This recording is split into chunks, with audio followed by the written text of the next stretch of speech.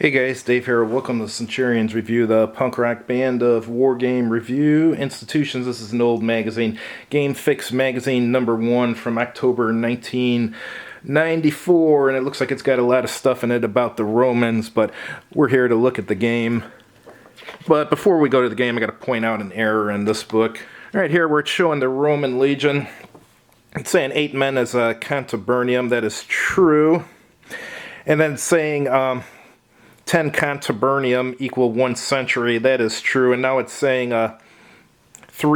each mandible consists of 2 centuries. That's the mandible system left when the Marian reforms occurred.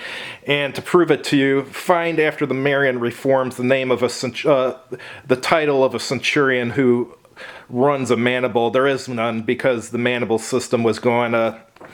Cohort just consisted of 6 centuries. That was it, and the first cohort had more centuries than that typically. And then down here it's showing the Roman legions in battle array. Well, this is for Republic Rome here with all these mandibles in the checkerboard formation. The post-Marian Roman army didn't ever, that we know of, break up cohorts in the middle of the battle into centuries or anything, so that's complete nonsense. So this is garbage down here. This is from Republic Rome, not from Caesar's time or anything, which was after the Marian reform. So anyhow, let's go into the games here. First thing wrong, there's 2 games in here. There's Thapsos and Alexandria.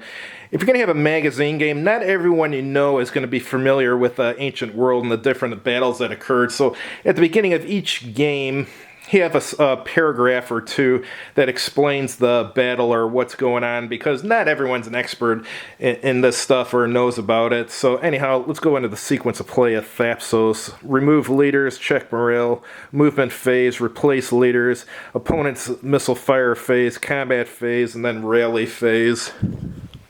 It's showing examples of units here like the heavy infantry, mixed missile, light cavalry, elephants, and so on. Here's one for a camp, and it's going over morale and movement here, and going over combat, showing the firing arc for the missile troops.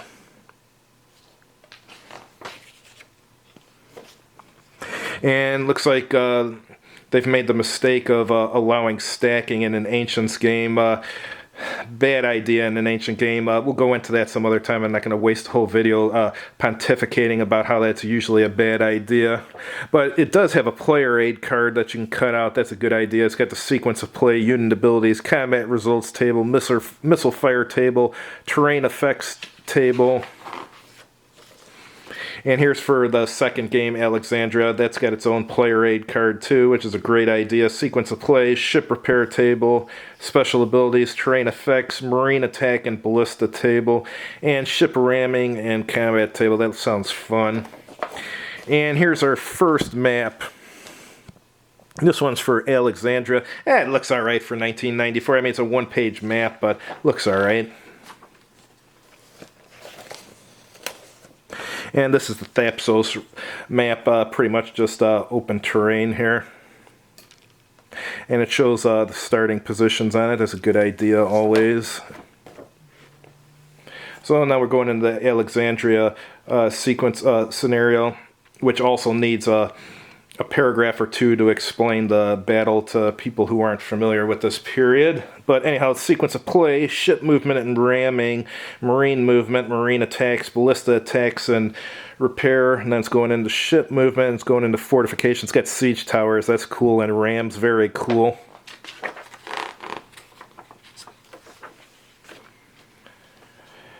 And going into ramming, marine movement, marine attacks, ballista attacks, repair, and special units. It's got ship-to-ship combat here. In this case, the stacking's alright because you're just stacking the infantry with the ship they belong to. That's alright, but I don't like it in ancient games where you have like 3 units of pikemen stacked on top of each other and stuff. That's I don't like that. But anyhow, here's some cool pictures. Here's John Compton, Joe Miranda, and Richard Berg when they were much younger. Here's one, John Kranz. He owns consimworld.com, and he also, I don't know if he's an owner of Compass Games or one of the head honchos there, but he works there. Mashiro Yamazaki, not familiar with him. Ulrich Blenneman, that sounds familiar, that name. Gene Billingsley, that sounds familiar. John Venor, yeah, that doesn't ring a bell. Alright, let's go over the counters. The counters are two-sided, and they are die cut, which is nice. Yeah, I mean, they look alright for a magazine game. Thanks for watching. If you have any questions about this game, or if you've played it before, why don't you chime in and let us know about it. Thanks.